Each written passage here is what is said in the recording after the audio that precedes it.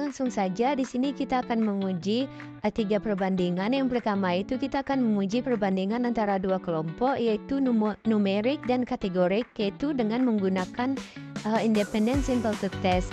Yang kedua itu numerik dan numerik menggunakan Paired test. Terus yang ketiga itu yaitu kita membandingkan lebih dari dua kelompok, yaitu dinamakan dengan uji tes ANOVA.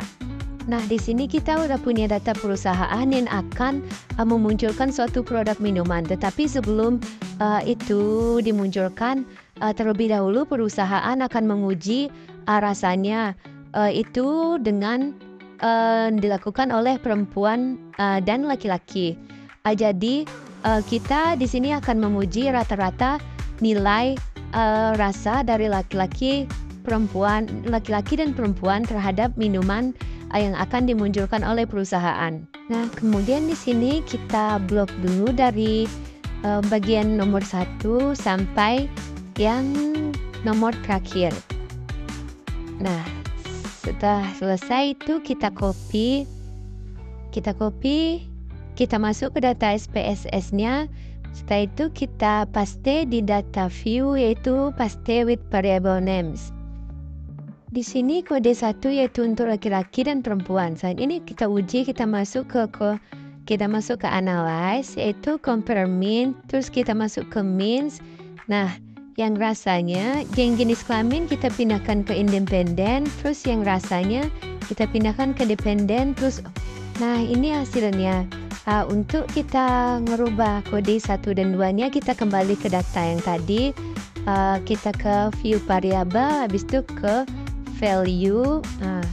Kita masuk ke bagian value-nya, kita ketik 1 dan labelnya itu kita yang untuk kode nomor 1 itu laki-laki, kita tambahkan. Setelah itu kode nomor 2 itu untuk perempuan, kita tambahkan, terus oke. Nah, setelah itu kita uji kembali ke analyze, on compare mean, terus ke means.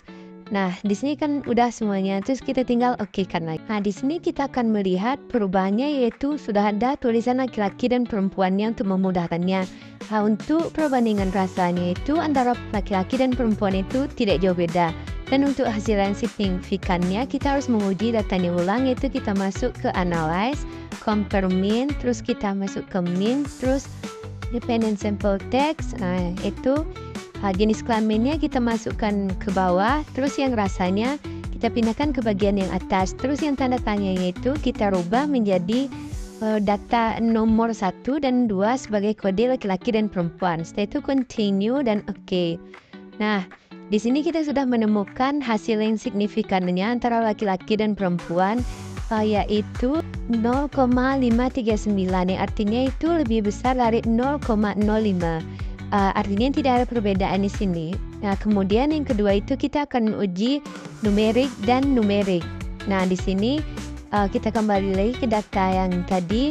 Kita akan menguji di sini nilai statistik sebelum belajar dan nilai yang setelah belajarnya. Kita blok dari nomor dari atas sampai yang terakhir di bawahnya. Setelah itu kita copy.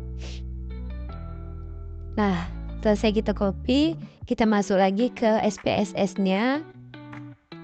Nah, di sini kita masuk ke file, in news, terus yang ke data. Setelah itu kita masuk ke data view. Nah, di data view ini kita paste with variable names. Nah, setelah itu di sini masih kita uji di analyze, compare mean. Setelah itu kita masuk ke Paired sample test. Nah, di sini kita pindahkan yang nilai sebelum belajarnya dan nilai statistik sesudah belajarnya. Setelah itu oke. Nah, di sini kita dapat hasilnya itu 0,00, yang artinya itu lebih kecil dari 0,05. Artinya di sini antara sesudah dan sebelum belajar itu ada perbedaannya. Yang ketiga itu kita akan menguji data, yaitu uji ANOVA. Nah, di sini ada e-commerce pekerjaan, pendidikan, baju, sepatu, sendal, tas, dan celana. Kode 1 dan 5 di sini yaitu uji penjualannya setiap per aplikasinya. Seperti Shopee, Tokopedia, dan lain-lainnya. Untuk menguji itu semua, kita blok dari e-commerce dari atas sampai ke bawah. Setelah selesai ke blok semuanya, kita copy. Selesai kita copy, kita masuk ke SPSS-nya, terus kita ke data view, ke file terlebih dahulu, terus ke news, data, baru kita masuk ke data view. Setelah di data view itu kita paste with variable names. Nah, di sini udah ada, kita akan menguji per aplikasinya itu dengan compare min, terus kita masuk ke ANOVA-nya. Terus yang e-commerce-nya kita pindahkan ke faktor, dan baju, sepatu, sendal, tas, dan celananya kita pindahkan ke dependen. Setelah selesai, kita tekan option. Di situ kita centang deskriptif dan mungkin. Setelah itu continue. Terus post host kita centang LSD-nya. Setelah itu continue. Nah, oke, terakhir. Di sini kan sudah keluar hasilnya.